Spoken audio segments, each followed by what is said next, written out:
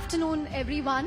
You know, I was at the same venue last week, Bharat Mandapam, and I can't tell you, it was overflowing with people who were just talking about AI everywhere. And sir, globally they talk about AI diffusion. Here, AI diffusion has happened at the level of 7-year-olds and 8-year-olds. So I think we are safe. Of course, AI diffusion in India is among the, if you look at all the economies which are comparable, we have probably the highest diffusion rate, both in the consumer sector as well as in the enterprise sector. And that is actually giving us a big strength because our IT sector, of course, there is a lot of, at this point of time, the sector needs to understand how they will pivot fully, but they are pivoting very rapidly towards providing AI services. And in the consumer sector, lots and lots of new creators are coming up. So diffusion, of course, is very important and it's happening. No, so I just wanted to start off with I think whoever holds the next AI summit, which is Switzerland, will have a steep target to meet. I don't think they'll be able to, because this was much bigger than the previous two in Paris and Bletchley Park. So you've set a steep target for any other AI summits that come after it. And it's really put India at the center of the AI world in terms of the conversations around AI. But yeah, sorry, please. Yeah, carry on. No, the question was, but the one point though which people make is that India is still largely a consumer of AI and is not, for example, making large language models and so on and so forth. I mean, that's one criticism or slight, negativity which comes up when one talks about India and AI. So there are two different things here. First is, of course, the summit was very well received and very well recognized globally. The format of the summit was more on the World Economic Forum format, Davos format, where we had about 700 plus sessions where our students, they got an opportunity to listen to people like Nobel laureate Demis Hassabis, people like Dario, people like Sam Altman, people like Sundar Pichai. They got that opportunity to interact with the top AI brains in the entire world. So it was designed in a way that our young generation, I call it Generation Bharat, Gen Bharat. So the Gen Bharat basically gets the opportunity to create their future in the way they want it. That was the whole theme of this. Regarding the AI strategy that India has, well-known 5 layers now, so I wouldn't go into that. Key thing is to get the right solutions, which is where the ROI will come. So our focus is on that. And today models have already become commoditized. There are like so good models which are just maybe 4 or 5 months or maybe 6 months behind the topmost frontier models. They are now available in open source, which can be used to provide the solutions and provide the applications. So the focus has to be to get that infra in place, which is where the summit gave us the total investment of about $250 billion. Right. And about $17 billion for the deep tech startup ecosystem from the VC community. So that way it was very fruitful. Mm-hmm. Right. So, as you said, 250 billion is not a small number. We saw big commitments from Indian domestic conglomerates and also from the likes of Microsoft, Google, Amazon, which came in during the AI summit. So India is certainly part of the AI conversation. But there is, of course, the other, or what some say is the flip side to AI, and one has to refer to that, which is the fear of job losses. For example, the IT stocks have been going down in the last several weeks. There is a scare, maybe exaggerated, but it's certainly there. And a lot of the Indian consumption story also depends on IT. Let's say in places like Bangalore or Bengaluru or Pune, to some extent Gurgaon, real estates or consumer markets. So what are your thoughts? What's the government's reaction to that? The biggest strength of our IT sector, and especially the big IT companies that we have, their strength is to be able to go to an enterprise, understand how that enterprise works, and basis that provide the technology solution which will work in that enterprise. That's the strength. In the past, this strength was demonstrated when the Y2K problem came. We have seen how the transition from on-prem to cloud happened. That was also done by our IT sector. In the past, we have seen from the legacy systems to more modern programming language, more modern software architectures which happened. And this is now the transition where we are shifting from the coding to automatic coding, but using an architecture which is designed by the IT companies, by the teams out there. The trust factor in deploying AI is very, very important. For example, if there is a banking company, that bank would not like to hand over the coding to either a software or any other person until and unless they trust it. An insurance company, a retail company, any company that you talk of, any enterprise that you talk of, they would like to have people who are trusted, who understand, who can be trusted with their data, with their internal architecture, with their business model. That is where the role of IT companies will significantly grow in the coming years. Yes, this will require a lot of effort. From the Government of India side, we are putting huge focus on providing the talent pipeline. From the state governments, especially the state governments like Government of Karnataka, Government of Telangana, Government of Tamil Nadu, Government of Maharashtra, they will have to put in a lot of effort to make sure that their colleges in their states, they get reoriented towards AI-based IT solutions. So the responsibility will have to be taken by the IT industry as a primary, and the state governments and central government. We will be there fully to support this transition. I am personally discussing with practically every IT industry leader, and whatever support they need, we will provide. The state governments will also have to take a large part because the colleges are located within their jurisdictions, so they will have to also take a large part of this work. Right. Just a follow-up to that, sir. If you look at the pace of AI advancement, it's almost like gradually and then suddenly, because in the last 1 month, there have been so many advancements. Every day we see one new industry or function getting disrupted whenever Anthropic makes some release, for instance.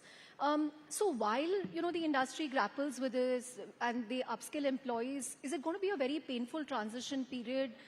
What's the backstop that, we have? Because this has been a huge source of employment for engineers.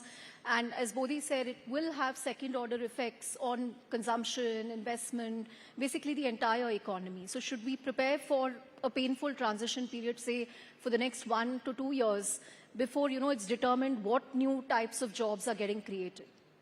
We must be prepared. We must take it very seriously. This is once in a generation kind of transition which is happening. So we must be prepared for it, and we must take every action proactively. That's precisely the reason why we started the Future Skills program almost 3.5, 4 years ago. And that was done in partnership with the IT industry so that they can rapidly start the upskilling work. And of course, the numbers there are huge. Almost 8 lakh IT industry professionals have been upskilled. But that number has to be now scaled up at a much significantly higher level, and that talent pipeline has to start getting created from the colleges onwards. That's why the Ministry of Education at central government level and the Ministries of Education at state government levels with the industry, we will all have to work in a very concerted manner, and that's what we are attempting at this point of time. Right. Just one more question. Last week was also notable because I think we had 5 foundational model releases. Sarvam, of course, everybody would have heard. But apart from that, we had 4 more startups which released foundational models. And, there are going to be 5 to 7 more over the next 12 to 24 months. Are you happy with the kind of research and investments that's happening in the foundational layer in India? And will it continue to take push from the government? Because what helped these first 5 models was the GPU access that the government provided, the investment that you provided. So will that continue to be a big push? Because you've also announced, India AI 2.0. So what kind of outlay can we expect for that? We'll have to scale up our investment. We'll have to scale up our compute to a significantly higher level. When we started the AI mission, that time 10,000 GPUs was the target. We have achieved already 38,000 and another 34,000. Another 20,000 we are adding. But I think we'll have to go somewhere near 200,000 or even more than that. Then only we'll be able to do real, the kind of demand which is coming up. And that is why the recent budget announcement of tax break till 2047, that's very important, because that basically provides that huge momentum to bring the entire world's data to India. We process it, we provide those services using that data in a secure and a trusted manner, because one, India is trusted. As a country, the world trusts us. As an economy, the world looks at us as a trusted partner. So therefore, it's very important that we follow up on all these plans. We'll have to invest significantly higher numbers. Apart from the big announcements which were there in the AI summit, there are many other people who did not decide to announce, but they have the plans to which they will keep unfolding in the coming months, where they would also like to set up significantly large infra facilities throughout the country so that the talent pool can get the infra which can be then used to provide the services. Right. Ashwini, if I can ask you another question. See, I think the argument that AI could cause job losses, therefore there should be some restraint is not a particularly valid argument. Any new technology, especially on a revolutionary scale, does cause job losses. But there are also adverse impacts. We spoke about this in the context of software. Now, yesterday, you talked about another segment which is of great interest to our industry, which are content creators. Some of these large language models, these AI summaries that we get to read, essentially scrape information and stories and articles that have been created by a lot of content creators, including large media organizations. So what are your views on that? What you said was very welcome for our industry, but what is the solution? Is it revenue sharing, or what is the government looking at? Listen, the content creators and the media houses, you guys invest a lot in getting that entire network where you have the journalists, you have the reporters, then there is an editorial check, and basis all that, finally the content is published. So it's very important that the hard work and the significant amount of effort that you are putting in, that needs to be rewarded in a fair way. So that's why when I interact with counterparts across the world, practically every country is today thinking that there has to be a fairer way of sharing revenue, because the revenue today is basically going to the platform first, then it comes to the content creator. And we have content creators across the country who are creating such huge amount of good quality, high quality content, whether it is music, whether it is cooking, whether it is traditional culture, whether it is traditional folk songs, whether it is science, technology, very interesting ways of explaining things to the young generation. All that is happening today. So therefore, when this Gen Bharat, when they are the content creators, they must get the fair share of the revenue, and the media which has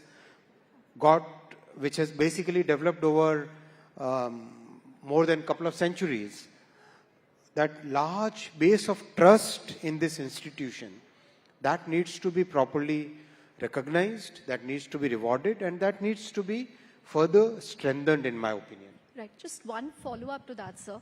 You made an important statement at the DNPA conference where you said, social media platforms must share revenue, and, now we've spoken about AI labs. Is there a way that the government will formalize this, institutionalize this in terms of how the revenue share should work with publishers, with media houses, with content creators? And, is it pragmatic? Is there some way to work this out? This needs to be done in a very consultative manner. All the past work that we have done, whether it is Telecom Act or DPDP Act, all these we have done in very consultative manner. We'll do this also in a very consultative manner. Can we have the echo reduced? Echo is very... Okay, let's carry on. No, I think, yeah. So I just wanted, I think also the first semiconductor production in India, I think starts in a few days of Tomorrow, some of the I think projects. Micron's plant is going on. That's very satisfying. In a very short time frame, I think the foundation stone for Micron plant was done in 23. Yeah, it was done in 23. And here in 26, we are starting the commercial production. Tomorrow, Honorable Prime Minister will start the commercial production. He'll inaugurate the Micron semiconductor plant. And this is where the high bandwidth memory, the most advanced memory, which is in huge demand now because of the AI revolution. And this memory is used in practically everything that we use, our laptops, our mobile phones, the cameras, the lighting arrangement, the speaker, everything, every electronics item, the large machines, defense sector, strategic sector, every sector, transportation sector, oil and gas sector, everywhere these memory chips are used. So it's a very good start for the country.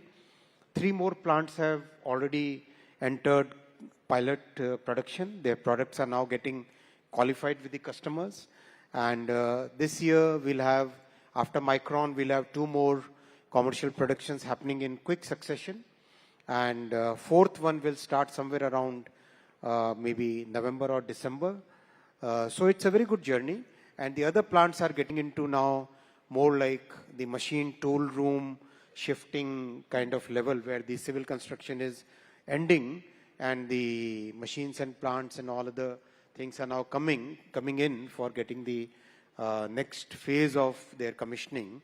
It's going on very well. Recently, Honorable Prime Minister laid the foundation stone in Uttar Pradesh for a plant which is HCL and Foxconn joint venture.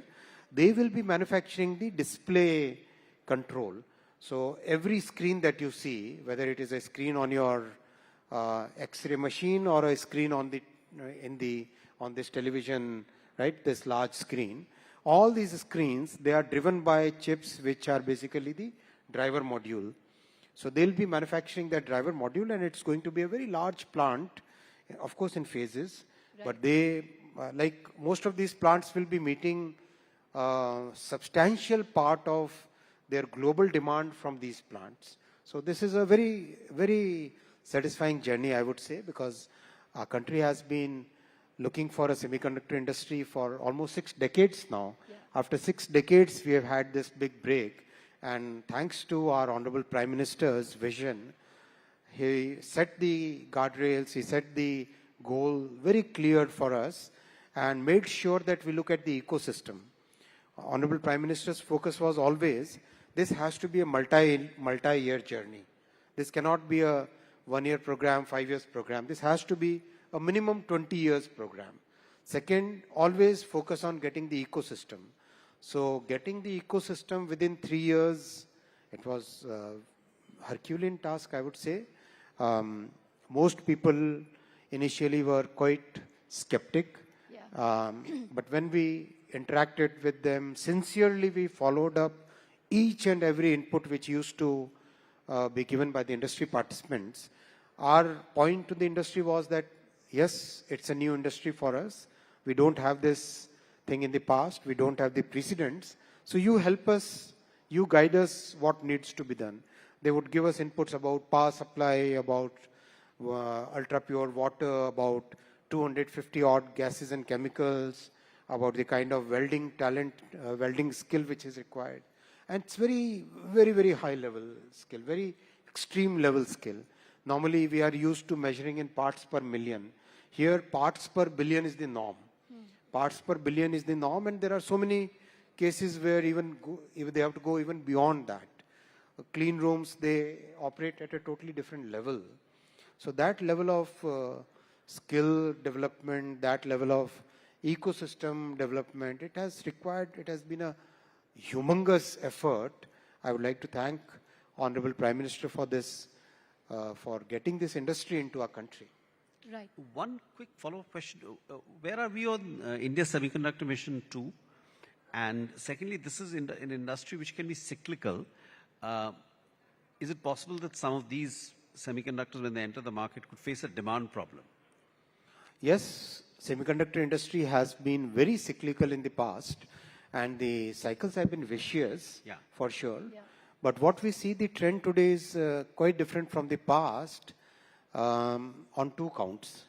Count one is, today the use of semiconductors has permeated significantly beyond the traditional electronics as a sector.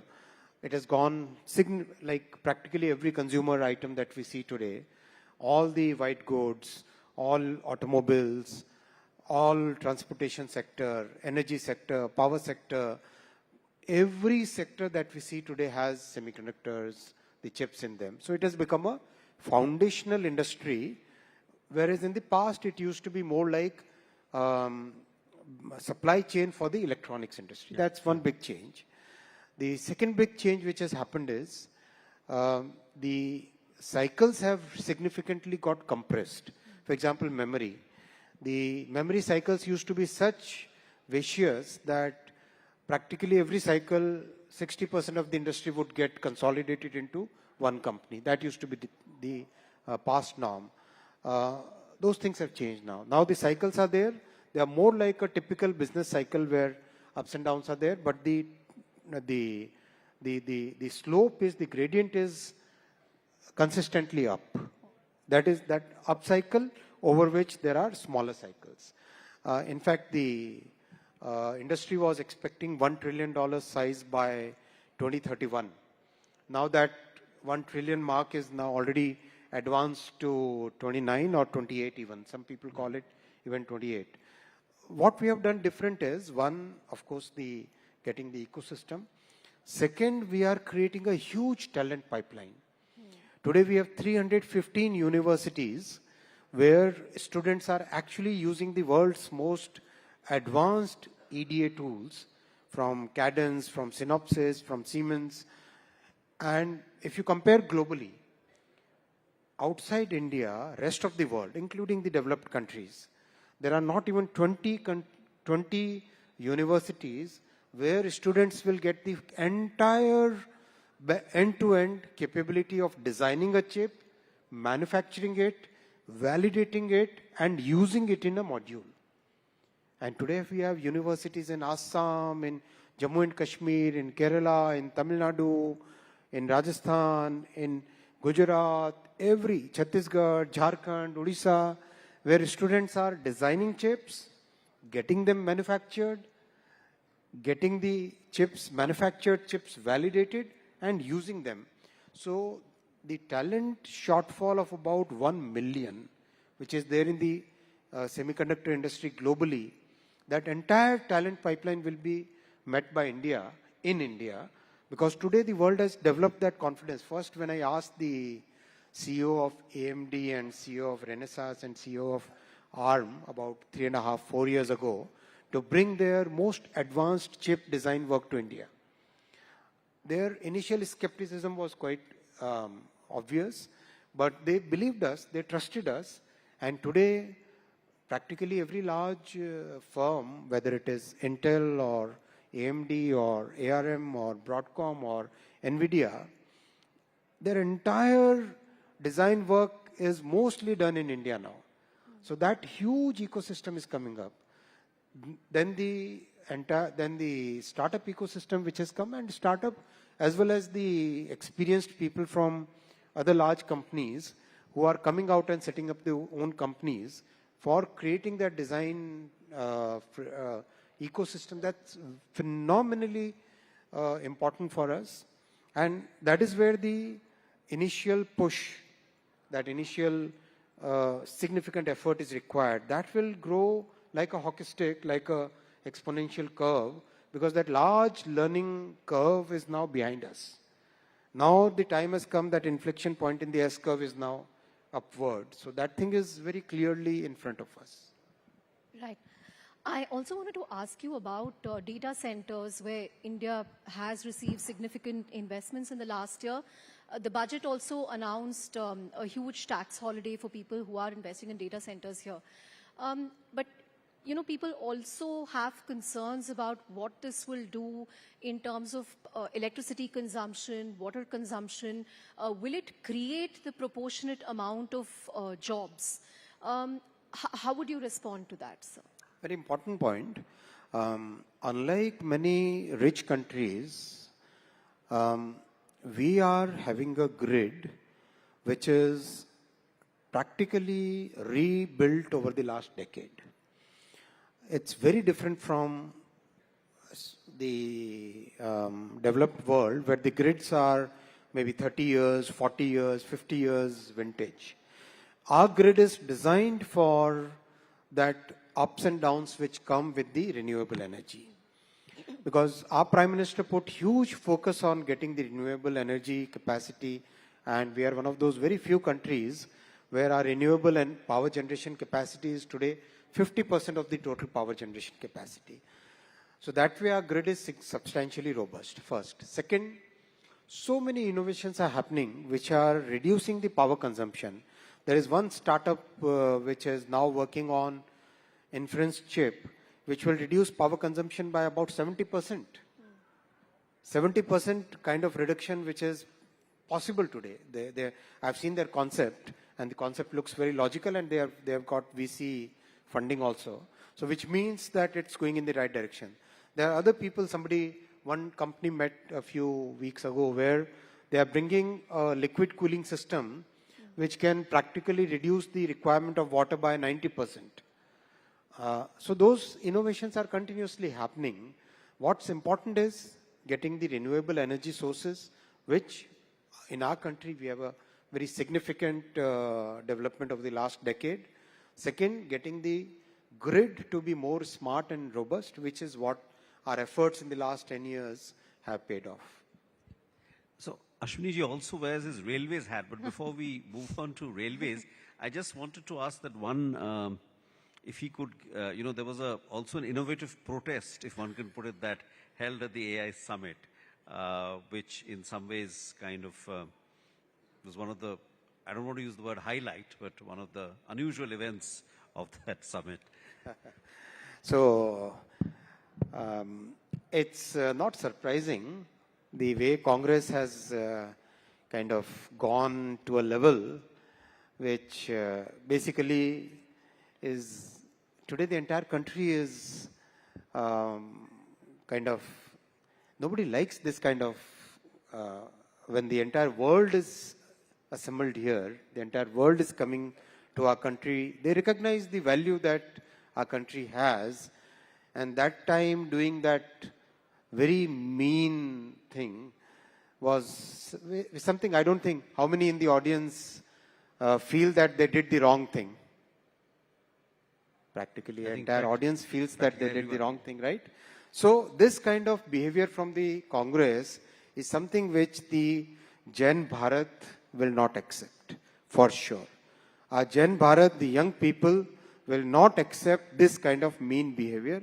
The Gen Bharat is looking at the world from optimism. The Gen Bharat is looking at the entire world with a lot of energy, with a lot of positivity, with a lot of enthusiasm.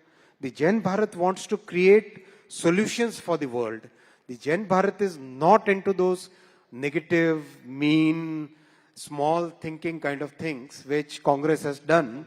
And Congress will basically be, the country has shown their place to them. So just to go on to railways, so you've talked about 52 reforms in 52 weeks.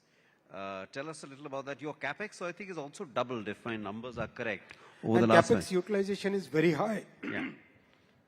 Practically, over last many years now, capex has been increasing from just about 25,000 crore rupees a decade ago. Now it is about 2,72,000 crore, and next year it will be 2,90,000 crore. And capex utilization is very high. Even in the current year, we have, as on today, we have done about 94% of our capex utilization, and March has not even started, right? March will be like, so it's going on very well, and the results are also visible. We have done about 35,000 kilometers of new railway tracks, practically electrified the entire railway network. More than about 50,000 kilometers of railway network we have electrified. We have upgraded almost 80% of our tracks. Almost 80% of our tracks we have upgraded to 110 kmph.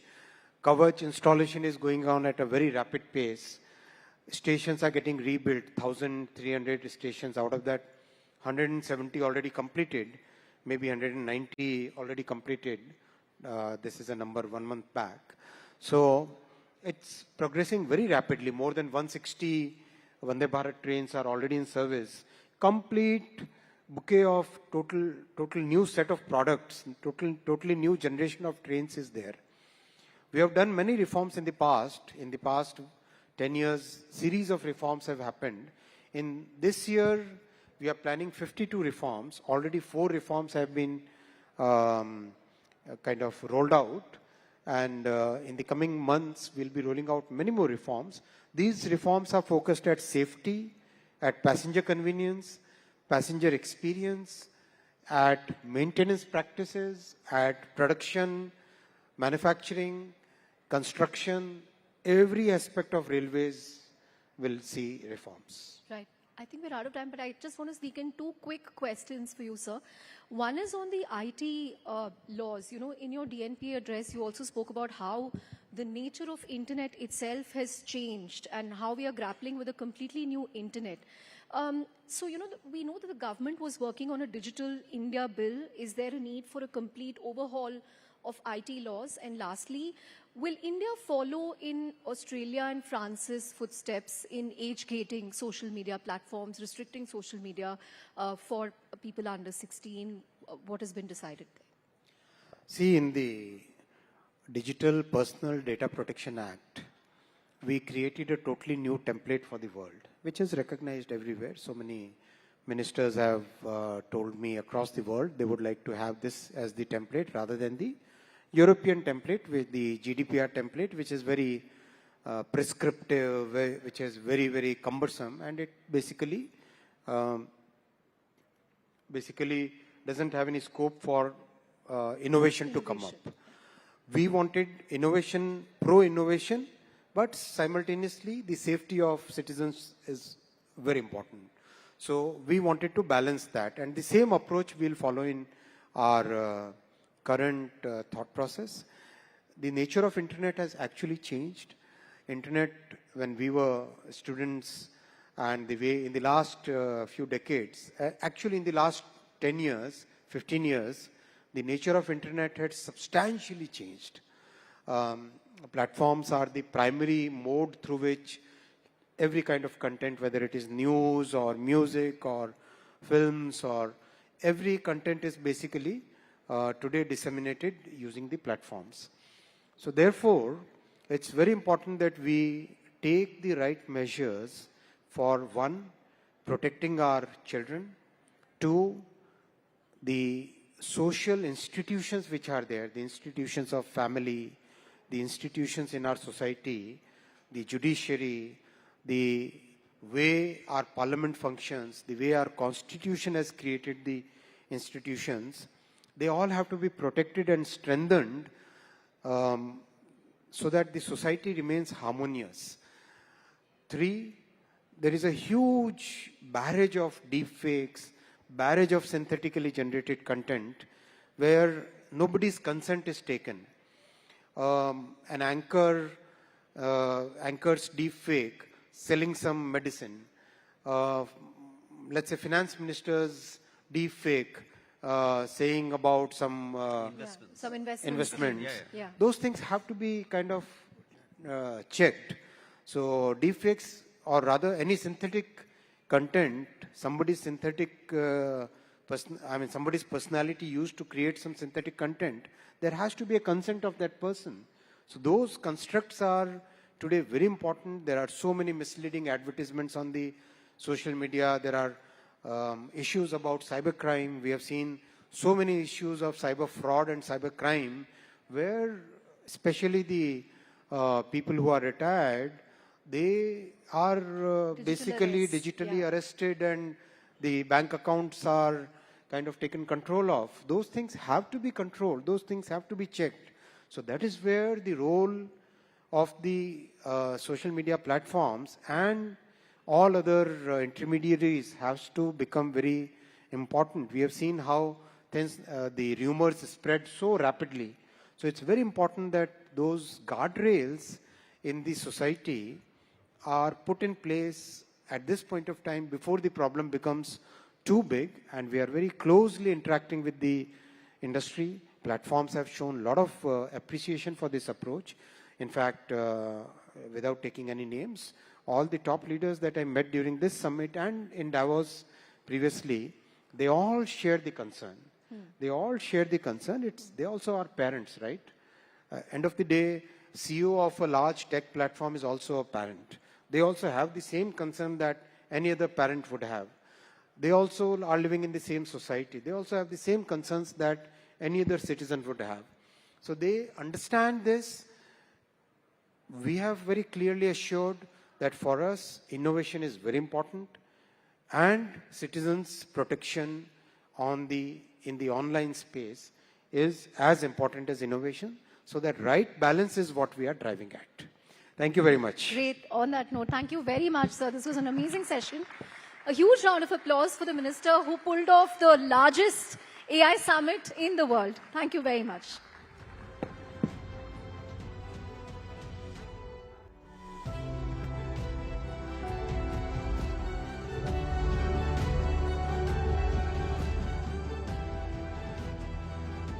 Thank you very much, Mr. Ashwini Vaishnav, Bodhi and Chandra for joining us for a superb session. Ladies and gentlemen, as we break for lunch now, which is served on the east side on your right, we will resume sharp at 2 p.m. We would also like to express our heartfelt appreciation to our partners. Your unwavering support has enabled us to bring together the brightest minds and most innovative ideas. Thank you, our presenting partners, Geo Financial Services, our co-presenting partner, PhonePe and DS Group, and our powered by partner, Pernod Ricard India, and our Bharat growth partner, ITC. Your support has been invaluable. We also appreciate the contributions of our driven by partner, Kia Seltos, state partners, Uttar Pradesh, Chhattisgarh, and Uttarakhand governments, also our workspace partner, WeWork India, our logistics partner, DTDC, our energy partner, Vikram Solar, and our transformation partners, SR